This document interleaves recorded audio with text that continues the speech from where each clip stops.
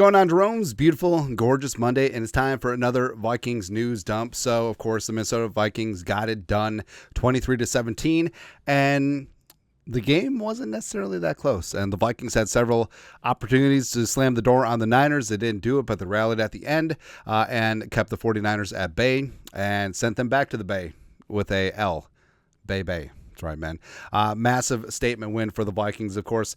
The play of the game, 97-yard bomb on 2nd and 9 from the 3. Justin Jefferson hit in stride at midfield, and he did the rest. So amazing play. Now, a lot of people are questioning, okay, so an offensive line that is trending in the right direction, but you don't necessarily trust it. I mean, you could easily have seen this deep drop back from the 3 where Javon Hargrave just completely blew up Garrett Bradbury or Ed Ingram, and then it's a deuce for the Niners. And then, this annoys me, all the announcers would have been like, ho, ho, ho, Twins lead the Giants 3-2. I hate it so much. Whenever there's a safety, I hate it.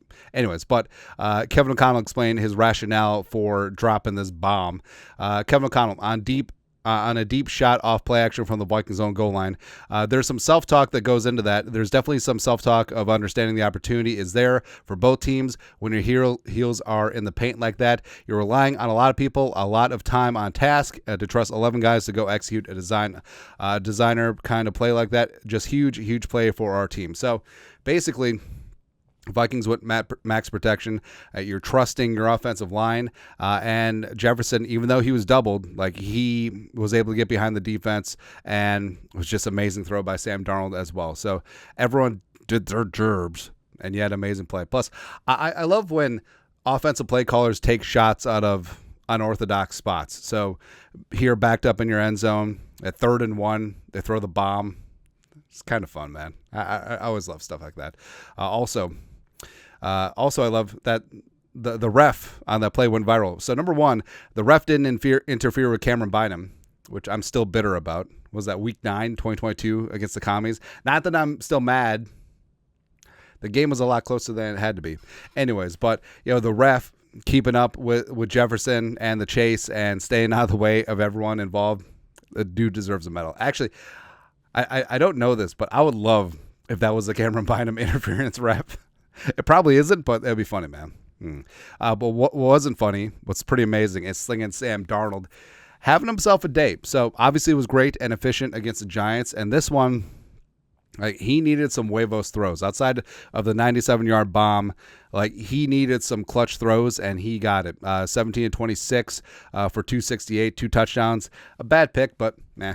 And overall, he was dialed in. He was flowing in the offense. Didn't force things except for the interception. And he felt comfortable. That's the whole thing about Darnold, is that he has this reputation from his time with the Jets and time with the Panthers. He sees ghosts. Oh, he gets skittish in the pocket. Oh, blah, blah, blah, blah. Hey, you know which quarterback gets skittish when they get hit? Every single one of them. Tom Brady, Peyton Manning, just name them. Name the all-time greats. If they get hit, they got problems. They got a lot of problems, man. But Darnold, so everything that we've said about Darnold, it's much more about the Jets, much more about the Panthers, and less about Sam Darnold. And it's true. That's true. He's got the weapons here, and he's dealing.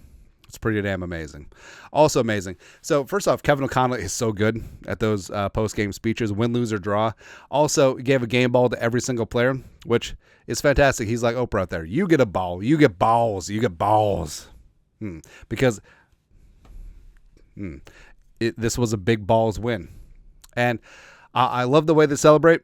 It's hard to win a game in the National Football League. Absolutely celebrate it. And this is not meant to be a curmudgeon, but you learn to win games like this. You celebrate them, and then you expect to win games like this. And I feel like we're approaching that, where it's just going to be business as usual. Hey, the reigning defending NFC champs coming into your building. Oh, we got them. No problem. Hey, if we played the Chiefs this year, got them. No problem, man. So can't wait until we're on that level. Should have beat the Chiefs last year, but that was the L'Jarius Sneed. Oh, put your helmet back on game. Yeah, and also the Jefferson injury game. But also from that locker room, TJ Hawkinson is fired up, man. The logo is revved up and ready to go. And he's going to be on the shelf for at least 2 more games, but he's eligible to return against the Jets in London. But I say keep them on ice until after the bye. But just imagine what this offense is going to be when they get everyone back. Like once they get healthy Addison, healthy TJ Hawkinson, as well as Dalton Reisner, potentially replacing Ed Ingram. I mean, baby, we are going to have a stew going. Love to see that, man. Love to see that. Plus, you just love how the locker room has just adopted Sam Darnold. Like, he's an outsider. He was seen as a bust. F you, he's our bust. Yeah, we got to bust all these record books. Comeback player of the year. There's another way I could have gone with that. Doesn't matter. Also, hey, this is the Brian Flores effect, by the way. So, Matt Lively, beat writer for the Niners and stuff. After the game, Brock Purdy came up to Brian Flores. Oh, hey, shout out Terrell in the background. What up? Quote, scheme is crazy. 49ers quarterback Brock Purdy paid a compliment to Vikings DC Brian Flores after congratulating Sam Darnold. And, that did not look good. Right now, watching the Bears lose, which is kind of fantastic. But this is the Brian Flores effect. So he sacks Brock Purdy 6 times, career high for Brock Lobster, as well as eliminated the Niners for 2 out of 10 on third down, 1 to 3 on fourth down, and then you got him just coming over like a fanboy. It's like, hey, this scheme is crazy, man. Looking like he needs a glass of milk, please. This is what Brian Flores does. I love it. I freaking love it, man. Also, you got a punt? What happened? Hey, I'm just waiting. So obviously by the time you watch this, you'll know what happens, but I'm just waiting for the Bears to get a fluke play and then get an asterisk win. Not going to happen. CJ Stroud is not going to make a Will Levis mistake, which Will Levis did again week 2, which is fantastic. But Blake Cashman outside, how about that? So green dot, Eden Prairie native, pride of Eden Prairie High School, Minnesota Golden Gopher, turned himself into a draft pick, came back home, and the cat's in the cradle and the silver spoon, prodigal son, and he was in there making plays in the middle, man. Where home debut in Vikings purple, he went nuts. I mean, Cashman outside, how about that? Went insane, man. Vikings, Blake Cashman is the first NFL player since 2013 to have a single game stat line of 13 tackles, a sack, and 3 passes defended. Defensed? What? Shouldn't that be a C? Are we in jolly old London town? Oh, also shout out to our guy Howard. What's up?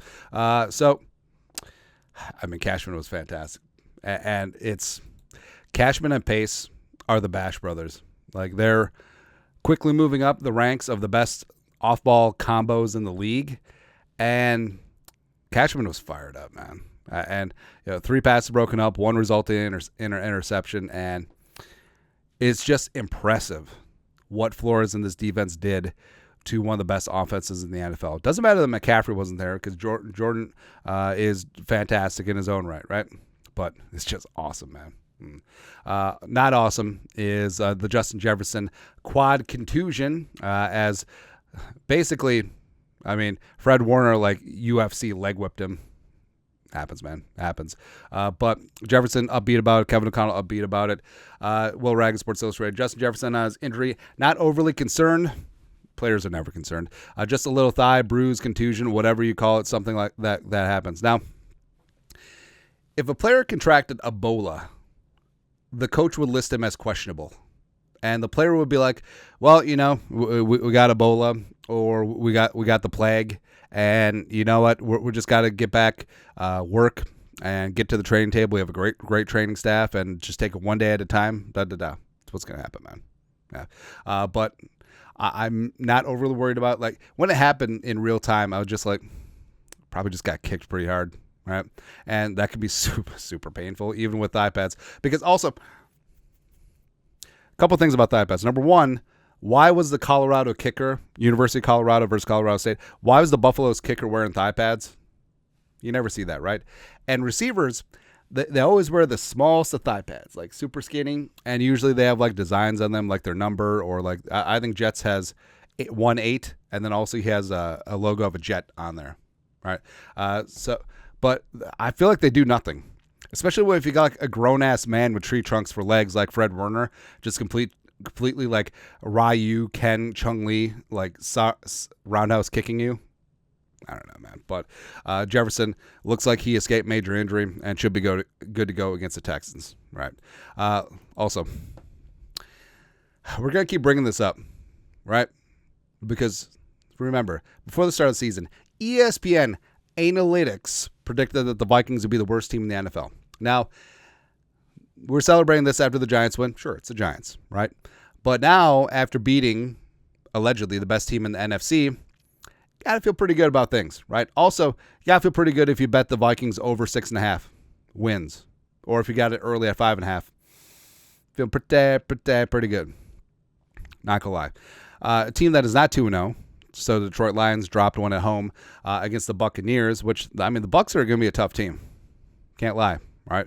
But the Lions had multitude of opportunities. Jared Goff could not step up in the clutch. Dan Campbell made some bad mistakes too. But, hey, Aiden Hutchinson finished the day with 5 sacks. Cool. How many wins? Let's see here. 5 sacks, 0 goose egg. D'Angelo Russell wins. Happens, man. Also, you should be 0-2, except for you literally injured half of the Rams. And there's several notable injuries from the Bucs game as well. So I'm not saying, I'm just saying, just things and players seem to get injured against the Lions a lot. Where was Dan Campbell in 2009? I don't know. I'm not certain of the status of his employment in 2009.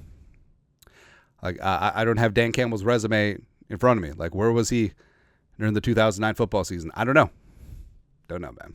Either way, but celebrating this win, but we're on to the Texans, right? Look to move to 3-0 in the season.